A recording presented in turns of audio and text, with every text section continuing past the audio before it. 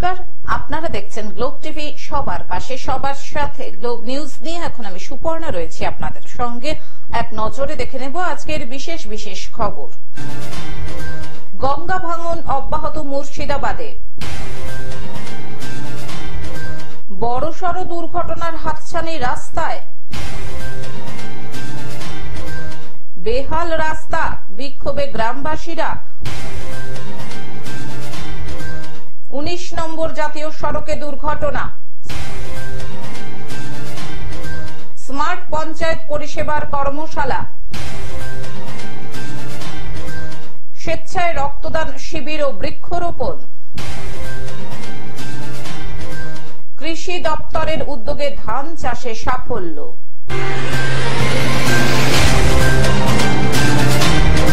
আসছে বিস্তারিত খবরে। গঙ্গা ভাঙন অব্যাহত মুর্শিদাবাদে। মুর্শিদাবাদ জেলার শামশেরগঞ্জ থানার অন্তর্গত শিবপুর এলাকায় গঙ্গা ভাঙন অব্যাহত। গঙ্গা ভাঙনের জেরে গতকাল সকালে 3টি পাকা বাড়ি গঙ্গার গর্ভে তলিয়ে গেল। জানা গিয়েছে, প্রতি বছরই বর্ষাকালে শামশেরগঞ্জে গঙ্গার গ্রাসে একের পর এক গ্রাম তলিয়ে যাচ্ছে, যার ব্যতিক্রম হলো না এবছরও। গতকাল সকাল থেকেই গঙ্গা ভয়ঙ্কর রূপ নেয় এবং গঙ্গার গর্ভে তলিয়ে যায় 3টি বাড়ি, যার জেরে ব্যাপক উৎকণ্ঠায় রয়েছে শামশেরগঞ্জ শিবপুরের বাসিন্দারা। আমাদের গ্রাম শিবপুর, থানা শামশেরগঞ্জ। প্রতি বছরই এখানে গঙ্গা ভাঙন হয়। প্রতি বছরের মতো এই বছরও হয়েছে। 3টে বাড়ি অলরেডি গঙ্গা তলায় চলে গেছে। ভাবছি, চিন্তায় আছি খুব, কি হবে আমাদের, কি হবে, আমরা কি করবো না করবো। ছেলে পিলে তো আছে বাড়িতে, ভাই বোন গুলো সব, মা বাবা আছে। মুর্শিদাবাদ থেকে রক্তিম সিদ্ধান্তের রিপোর্ট, গ্লোব নিউজ। বড়সড় দুর্ঘটনার হাতছানি রাস্তায়। বর্ষা এলেই খনি অঞ্চলে দেখা দেয় ধস। পাশাপাশি খনি এলাকার রাস্তাঘাট হয়ে ওঠে যেন মরণ ফাঁদ। অন্ডালে রশিদুলি কলিয়ারি এলাকার রাস্তার চিত্র তেমনই কথা বলে। জীবনের ঝুঁকি নিয়ে রাস্তা দিয়ে যাতায়াত করতে হচ্ছে স্থানীয়দের। পাশাপাশি নিত্যদিন ঘটছে ছোটখাটো দুর্ঘটনা। কখনো রাস্তার জল ভর্তি গর্তে উল্টে পড়ে যাচ্ছে টোটো, আবার কখনো বাইক থেকে পড়ে আহত হচ্ছেন বাইক আরোহীরাও। বারবার ইসিএল আধিকারিকদের দৃষ্টি আকর্ষণ করা হয়েছে স্থানীয়দের তরফে, কিন্তু কাজের কাজ কিছুই হয়নি বলে অভিযোগ স্থানীয়দের। স্থানীয় বাসিন্দা তথা বহুলা পঞ্চায়েতের প্রাক্তন পঞ্চায়েত সদস্য উমেশ যাদব জানান, প্রায় 3 বছর ধরে তাদের এলাকার এই রাস্তাটি দুর্বিষহ হয়ে উঠেছে। প্রায় দিনই ঘটে ছোটখাটো দুর্ঘটনা। যে কোনো সময় বড়সড় দুর্ঘটনার হাতছানি দেয় এই রাস্তা। অথচ এই রাস্তা দিয়ে অনবরত চলে ইসিএল এর বালি বোঝাই লরি ও কয়লা পরিবহনের গাড়িও। কিন্তু এই রাস্তা মেরামতের ব্যাপারে উদাসীন ইসিএল কর্তৃপক্ষ বলে অভিযোগ। আধিকারিকদের বারবার এই ব্যাপারে জানানো হয়েছে, কিন্তু কোনো কাজ হয়নি। এখন শুধু অপেক্ষা কোনো বড় দুর্ঘটনার। যে কোনো সময় বড়সড় দুর্ঘটনা ঘটতে পারে, আর এর জন্য দায় ইসিএল কেই নিতে হবে বলে স্থানীয়দের দাবি। कम से कम 2-3 साल से देख रहे हैं, कोई मोरम नहीं, कुछ नहीं, एकदम कोई व्यवस्था नहीं। हमको लग रहा है कि 1 साल पहले यहाँ पे गिट्टी भी गिरा हुआ था, लेकिन गिट्टी भी इसीएल उठा लिया। पता नहीं क्यों उठाया, अब हम लोग को पता नहीं। इतना असुविधा हो रहा, प्रतिदिन यहाँ पे बाइक से लेकर के टोटो से लेकर के एक्सीडेंट होना ही होना है। हम लोग अक्सर देख रहे हैं, हम लोग कितना परेशानी हो रहा ना पब्लिक को, हम पब्लिक को। हम लोग को तो रोज आना जाना है, हम लोग तो सब देख ही रहे हैं। हम लोग इसीएल मैनेजमेंट, हम लोग क्या बोले, इसीएल का यहाँ पे मान लीजिए कि ट्रांसपोर्टिंग चल रहा है, इसीएल का अपना क्या बोल रहा है कि बालू ट्रक चल रहा है, इसीएल तो रोज देख रहा है अपना।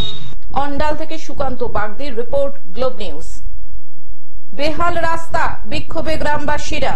রাস্তার বেহাল অবস্থা দ্রুত মেরামতের দাবিতে সোমবার পথ অবরোধ করে বিক্ষোভ দেখালেন গ্রামবাসীরা। ডেবরা ব্লকের 1 নম্বর ভবানীপুর অঞ্চলের আকালপোষ থেকে চকরাজপুর পর্যন্ত 3 কিলোমিটার রাস্তার বেহাল অবস্থা।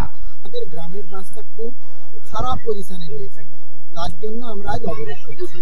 আমাদের এই গ্রামে 2টি স্কুল রয়েছে, একটি প্রাইমারি স্কুল আর একটা হচ্ছে মাধ্যমিক স্কুল।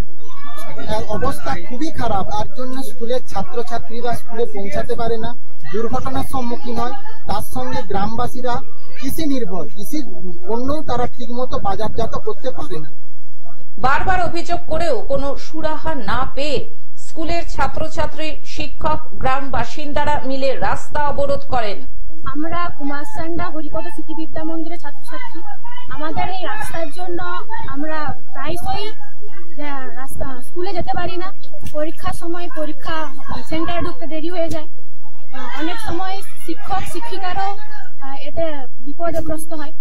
সুতরাং আমরা চাই যে এই রাস্তাটা যেন ঠিকঠাক ভাবে বানানো হয়, যাতে এই রাস্তার জন্য শিক্ষক শিক্ষিকারা এবং ছাত্রছাত্রীরা যেন বিপদে পড়ে। ছাত্রছাত্রীদের দাবি রাস্তা মেরামত করতে হবে। স্কুলে সময় পৌঁছতে পারছে না তারা। আর স্কুলের শিক্ষক সংগঠনেরও একই বক্তব্য। গ্রামবাসীরা জানান, কয়েক মাস ধরে তারা এই রাস্তা মেরামতের দাবি জানিয়েছেন, কিন্তু কোনো সুরাহা হয়নি। বারবার টেন্ডার করেও কাজ হচ্ছে না, তাই তারা পথ অবরোধ করতে বাধ্য হয়েছেন। এলাকার প্রধান বলেন, এবার আশা করি কাজ হবে। আমাদের এই 58 থেকে চৌরাটপুর পর্যন্ত যে রাস্তা আছে, সেই রাস্তায় বর্ষাকালে বিশেষ করে এত কাটা হয়, আমাদের ছাত্রছাত্রী সহ আমাদের শিক্ষক শিক্ষিকা এবং এলাকার লোক এখান থেকে যেতে পারে না, আছাড় খায় এবং উন্ডেটও হয়ে যায় রাস্তা যেতে যেতে। এইলে আমরা চাইছি এখানে স্থায়ী একটা পিচ রাস্তার ব্যবস্থা করা হোক। 58 থেকে চৌরাটপুর পর্যন্ত এই 1.5-2 কিলোমিটার রাস্তা, এটা অবিলম্বে পিচ রাস্তা করা হোক। আমাদের 1 তারিখ থেকে আমাদের সেকেন্ড সামেটিক পরীক্ষা আছে, ছাত্রছাত্রীরা আসতে পারছে না, অনেকে অনুপস্থিত থাকে, তাহলে আমরা পরীক্ষাটা নিব কি করে এতজন ছাত্রছাত্রী। পশ্চিম মেদিনীপুর থেকে কল্যাণ মন্ডলের রিপোর্ট, গ্লোব নিউজ। 19 নম্বর জাতীয় সড়কে দুর্ঘটনা। আসানসোলের কুলটি থানার চৌরঙ্গি ফাঁড়ির অন্তর্গত লক্ষ্মণপুর বজরংবলী কাঁটার সামনে 19 নম্বর জাতীয় সড়কে ঘটে দুর্ঘটনা। জানা যায়, সঞ্জিত মুর্মু, বয়স 24 বছর, লক্ষ্মণপুর গ্রামের বাসিন্দা। রাস্তা পারাপার করার সময় দ্রুত গতিতে থাকা একটি 4 চাকা গাড়ি ধাক্কা মারে তাকে। ঘটনাস্থলে লুটিয়ে পড়ে ওই যুবক। পুলিশ পৌঁছে উদ্ধার করে চিকিৎসার জন্য আসানসোল জেলা হাসপাতালে পাঠায় তাকে। কর্তব্যরত চিকিৎসক ওই যুবককে মৃত বলে ঘোষণা করেন। জানা যায়, আসানসোল দিক থেকে ধানবাদগামী রাস্তায় ঘটে দুর্ঘটনাটি। যদিও ওই যুবককে ধাক্কা মারার পর 4 চাকা গাড়িটি আরো একটি মোটর বাইককে ধাক্কা মারে। মোটর বাইকে 2 জন ছিল, তাদেরকেও চিকিৎসার জন্য হাসপাতালে পাঠানো হয়। ঘাতক 4 চাকা গাড়িটিকে আটক করে পুলিশ। ঘটনার পর প্রায় 30 মিনিট লক্ষ্মণপুর বজরংবলী কাঁটা সংলগ্ন ধানবাদগামী জাতীয় সড়ক অবরোধ করে বিক্ষোভ দেখায় এলাকার মানুষ। ঘটনাস্থলে আসে কুলটি থানার চৌরঙ্গি ফাঁড়ির পুলিশ ও কুলটি ট্রাফিক গার্ডের পুলিশ। প্রায় 30 মিনিট রাস্তা অবরোধ চলার পর পুলিশের আশ্বাসে অবরোধ উঠে যায়। ক্রিয়েটা গাড়ি এসে এখানে পারাপার করছিল আমাদের গ্রামের আদিবাসী সঞ্জিত, ওকে ঝজোরে ধাক্কা মার অনেকটা উপরে গিয়ে পড়ে রাস্তার উপরে, এবং সাথে সাথে তার আমরা যতটুকু দেখলাম মনে স্পট হয়ে গেছে, এবং সাথে তাকে মারার পর আবার আরেকটা গাড়িকে মেরেছে। তারা উন্ডেড আছে এবং আহত আছে, তারা হসপিটালে যে নিয়ে গেছে 3জনকে পুলিশের গাড়িতে। একজনের তো মৃত্যু হয়েছে, আমরা দেখছি এখানে, বাকি 2জনের কি অবস্থা আছে এখন পর্যন্ত জানি না। গুরুতর আহত, মানে প্রথমে সাইকেলে মেরেছে ওকে, ওর মারার পর আবার সাইডে যে আরেকটা বাইককে মেরেছে, তাতে 2 জন ছিল। আসানসোল থেকে সৌমিত্র গাঙ্গুলির report, Globe News. Smart panchayat পরিষেবার কর্মশালা। গ্রামীণ এলাকার সাধারণ মানুষের কাছে স্মার্ট পঞ্চায়েত পরিষেবা পৌঁছে দেওয়ার লক্ষ্যে একটি কর্মশালার আয়োজন করা হলো। সোমবার দুপুরে মালদা কলেজ অডিটোরিয়ামে বিভিন্ন পঞ্চায়েতের জনপ্রতিনিধি, পঞ্চায়েত কর্মী, আধিকারিকদের উপস্থিতিতে এই কর্মশালাটি অনুষ্ঠিত হয়। সেখানেই পঞ্চায়েত স্তরে অনলাইনের বিভিন্ন পরিষেবার উন্নতিকল্পে জোর দেওয়ার কথাও জানানো হয়েছে। ত্রিস্তরীয় পঞ্চায়েতের ব্যবস্থাপনায় অতি সহজেই যাতে গ্রামীণ এলাকার মানুষেরা ঘরে বসেই নানান সুবিধা পান, সে বিষয়ে এদিন আলোচনা করা হয়। জেলা পঞ্চায়েত ও গ্রামোন্নয়ন দপ্তরের আধিকারিক বিল্লদল রায় বলেন, পঞ্চায়েত স্তরে অনলাইনে ট্যাক্স দেওয়া, বাড়ি তৈরির ক্ষেত্রে প্ল্যান পাস করানো, ট্রেড লাইসেন্সের আবেদনের পর সহজেই তা পাওয়া, এরকমই নানান সার্বিক পরিষেবার বিষয়গুলি নিয়েই এদিন একটি কর্মশালার আয়োজন করা হয়েছে, যেখানে বিভিন্ন গ্রাম পঞ্চায়েতের জনপ্রতিনিধি, পঞ্চায়েতের অফিসার, কর্মীরা উপস্থিত থেকে বিষয়গুলি গুরুত্ব দিয়ে শুনেছেন এবং মতামত বিনিময় করেছেন। গ্রামীণ এলাকার মানুষের সার্বিক পরিষেবা দেওয়ার ক্ষেত্রেই মূলত এই কর্মশালার আয়োজন করা হয়। পশ্চিমবঙ্গ সরকারের পঞ্চায়েত ও গ্রাম উন্নয়ন দপ্তরের স্মার্ট পঞ্চায়েত ইনিশিয়েটিভ 2.0 আমরা সবাই মোটামুটি ওয়েব পোর্টাল, ইউপিআই, ই-কমার্স এগুলো জানি। পঞ্চায়েতের পরিষেবা যাতে গ্রাহকদের কাছে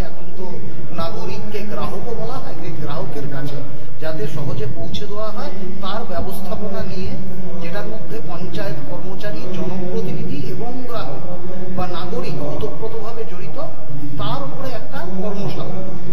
এটা হচ্ছে সবাইকে অবগত করা, খুব নতুন ইনিশিয়েটিভ এটা। আমরা মালদা জেলায় সবে শুরু করেছি এবং আশা করি এই কর্মশালার পরে আমরা অনেকটাই এগিয়ে যাব। মালদা থেকে অভিষেক দাসের রিপোর্ট, গ্লোব নিউজ। স্বেচ্ছায় রক্তদান শিবির ও বৃক্ষরোপণ। চন্দ্রবাটি প্রমিস চ্যারিটেবল ট্রাস্টের পক্ষ থেকে স্বেচ্ছায় রক্তদান শিবির ও বৃক্ষরোপণ কর্মসূচির আয়োজন করা হয়। গতকাল চন্দ্রবাটি স্কুল মাঠ এলাকায় সকাল থেকে রক্তদান শিবিরের কর্মসূচি নেওয়া হয়েছে। তার আগে প্রভাত ফেরিও করা হয়। উদ্যোক্তাদের কাছ থেকে জানতে পারা যায় এই রক্তদান শিবির 3 বছর ধরে করে আসছেন তারা। সকাল থেকে তো খুবই ব্যস্ত আছি, আমিও আছি, আমার সঙ্গে সবাই আছে ব্যস্ত, আমার দিদি, দাদা, বোন, ভাই সবাই আছে ব্যস্ত। 3 বছর হচ্ছে রক্তদান শিবির। এবারে রক্তদান শিবিরের পাশাপাশি বৃক্ষদানও করেন। প্রায় 80 জনের মতো রক্তদাতা রক্তদান করেন। এছাড়া সারা বছর বিনামূল্যে চিকিৎসা পরিষেবা ও নানান ধরনের সামাজিক কাজ করা হয়। অনুষ্ঠানে হাজির হয়েছিলেন সাঁকরাইল পঞ্চায়েত সমিতির সভাপতি সোনালী দাস সহ বিশিষ্ট ব্যক্তিবর্গ। আমাদের কর্মসূচি হচ্ছে, আমরা আমাদের ট্রাস্টের পক্ষ থেকে বেশ কিছু কয়েকটা কর্মসূচি দিয়েছি, যেমন দুস্থ মানুষদের চিকিৎসা, সাথে দুস্থ মেয়েদের বিবাহের জন্য সাহায্য, যে সমস্ত বাচ্চারা পড়াশোনা করতে পারে না তাদেরকে আমরা বই দিয়ে ভেবেছি। এছাড়া আমাদের সবথেকে বড় উদ্যোগ, এবছর আমরা সিদ্ধান্ত নিয়েছি যে সমস্ত মাধ্যমিক এবং উচ্চ মাধ্যমিক স্টুডেন্টরা আছে তাদেরকে আমরা টেস্ট পেপার দেবো। এছাড়াও আমাদের প্রত্যেক সপ্তাহে কিছুদিন আমাদের এখানে ডাক্তার বসে, অনেকে এখান থেকে সেই সুবিধা পেয়ে থাকেন। এছাড়াও আমরা আরেকটা পরিষেবা গ্রহণ করেছি, যেটা হচ্ছে অ্যাক্সিডেন্ট পলিসি। যদি কোনো ব্যক্তি অ্যাক্সিডেন্ট হয় তার এখান থেকে আমরা একটা অ্যাক্সিডেন্ট পলিসির ব্যবস্থা করেছি। এছাড়াও আছে রেসলিং ব্যবস্থা, এবং আমরা আমাদের সাধ্যমতো গাছ লাগানোর ব্যবস্থা করেছি, পরিবেশকে আরও সবুজ করার চেষ্টা করছি।